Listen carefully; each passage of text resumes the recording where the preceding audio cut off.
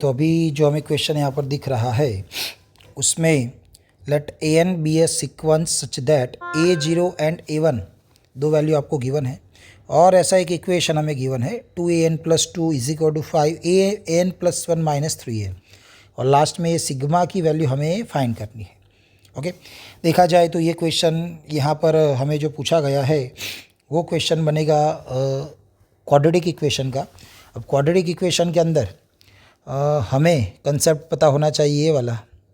तो quadratic equation में ये होता है अभी quadratic equation ax² + bx + c बराबर 0, जिसके दो रूट्स, एक रूट हो अल्फ़ा एंड दूसरा रूट हो बीटा। तो हम इसके अंदर एंड और एक साथ में आप यहाँ an या sn लिख सकते हो। मैं अभी an लिख रहा हूँ क्योंकि क्वेश्चन में उसके जैसा कुछ हमें एक ही दे रखा है।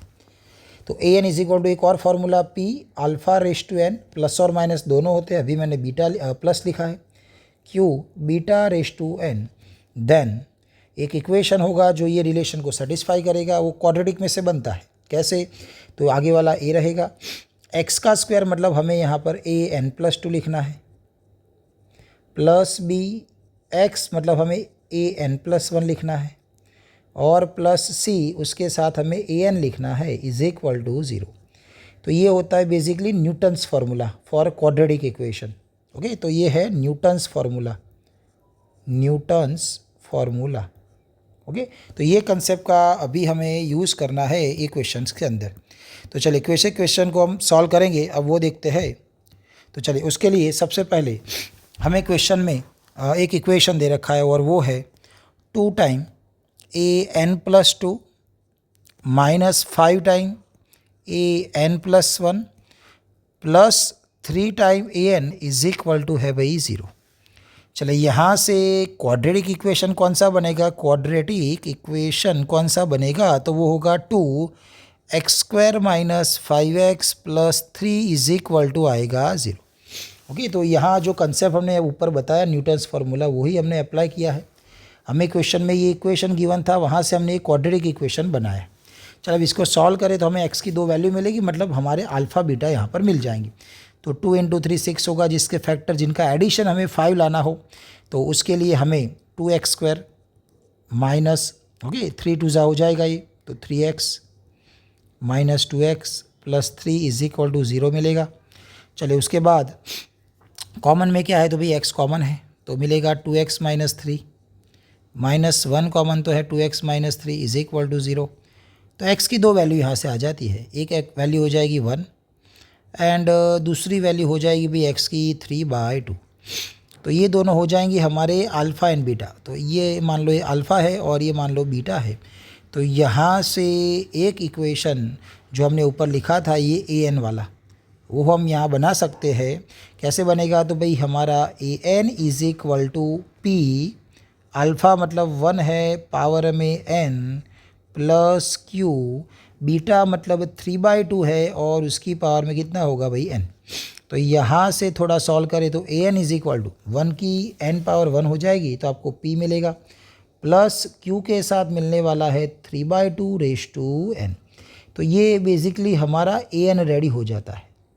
अब क्वेश्चन में दो वैल्यूज़ हमें गिवन है A0 एंड A1, तो दोनों का 1 बाय 1 हम यूज़ करेंगे। चलो सबसे पहले हम A0 की बात करें तो A0 की वैल्यू, A0 मतलब n की जगह पे 0 रखेंगे तो p प्लस q 3/2 की पावर में आएगा 0 और उसकी वैल्यू क्वेश्चन में A0 की वैल्यू 0 गिवन है। तो यहाँ से p प्लस q किसी की भी 0 पावर 1 हो जाएगी इज इक्वल टू 0 है। तो आपको एक इक्वेशन मिलेगा यहाँ से p प्लस q बराबर 0।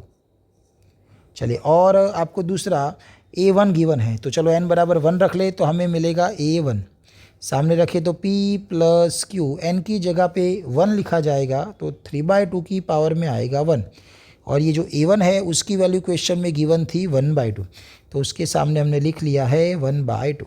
चलो इसको सॉल्व करें तो ये है p प्लस ये 3q divide by 2 is equal to आएगा 1/2। तो यहाँ से एलसीएम लेने के बाद ये मिलेगा आपको 2p plus 3q is equal to होगा 1। अभी दोनों इक्वेशन को हमें सॉल्व करना है एलिमिनेशन मेथड से। चलिए ऊपर वाले इक्वेशन को नीचे ले आए 2 से मल्टीप्लाई करते तो ये बनेगा 2p प्लस 2q बराबर है 0। चलो तो यहाँ minus minus minus 2p cancel, 3q में से 2q जाएगा तो एक q बचेगा और सामने क्या आएगा भाई 1, तो q की वैल्यू 1 हो जाती है। तो यहाँ से p प्लस q 0 था तो आपको p की वैल्यू क्या मिलेगी, तो वो मिलेगी -1। तो p एंड q रेडी है, दैट मीन्स हमारा a n अब रेडी है।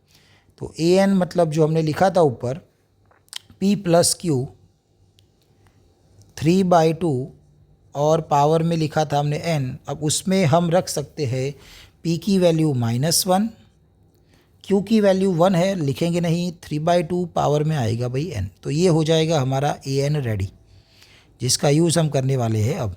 तो हमें अब क्या फाइंड करना है, तो क्वेश्चन में फाइंड करना है सिग्मा k बराबर 1 to 100 ak, सिग्मा k बराबर 1 to 100 ak हमें फाइंड करना है। तो सिग्मा k बराबर 1 to 100 ak हमें फाइंड करना है। चलिए हमने ak मतलब an निकाल दिया था, तो हम n की जगह पे k लिखेंगे, तो -1 प्लस 3/2 और पावर में आएगा अब k। अब इसको हमें सिग्मा देना है, तो -1 सिग्मा के साथ जाएगा, टोटल 100 टर्म्स है, तो -1 -1 -1 100 टाइम्स लिखोगे तो कितना हो जाएगा, -100 हो जाएगा, प्लस सिग्मा जाएगा भाई इसके पास k बराबर 1 to 100 और 3/2 पावर में आएगा k। अब ये क्या है, तो भाई ये तो जीपी हो जाएगी, है ना, तो ये जीपी है। जीपी में हमें सम निकालने का फॉर्मूला पता होगा, तो जीपी में हम 100 टर्म्स का सम निकालेंगे। तो फॉर्मूला क्या था भाई जीपी के लिए, SN का फॉर्मूला क्या था, तो a r⁻n-1 अपॉन r-1, ये हमारा फॉर्मूला। चलो तो a बराबर कितना हो जाएगा, फर्स्ट टर्म हमारा 3/2, ब्रैकेट में r भी हमारा 3/2 ही बनेगा, पावर में n मतलब हमारे नंबर ऑफ टर्म्स 100 है, -1 और नीचे आएगा r-1 मतलब कि 3/2 -1, तो यहाँ आगे है -100 प्लस ऊपर 3/2 बचेगा, साथ में 3/2 एज इट इज़ रहेगा, -1 है और नीचे बचेगा 1/2।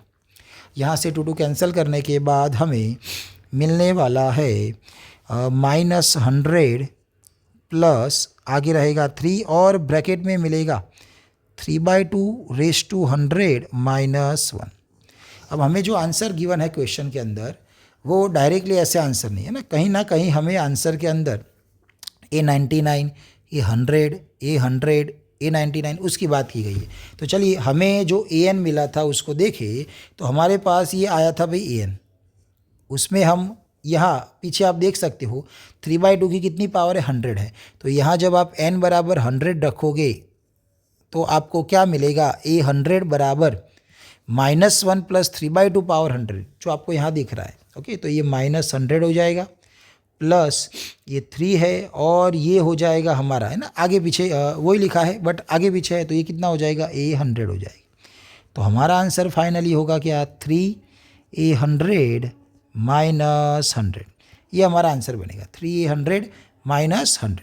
तो वो आपको ऑप्शन नंबर कौन से में दिखाई दे रहा है, तो हो जाएगा हमारा 3A100 -100, ऑप्शन नंबर 2 में हमें वो दिख रहा है 3A100 -100। तो वही हमारा ये आंसर था 300 -100।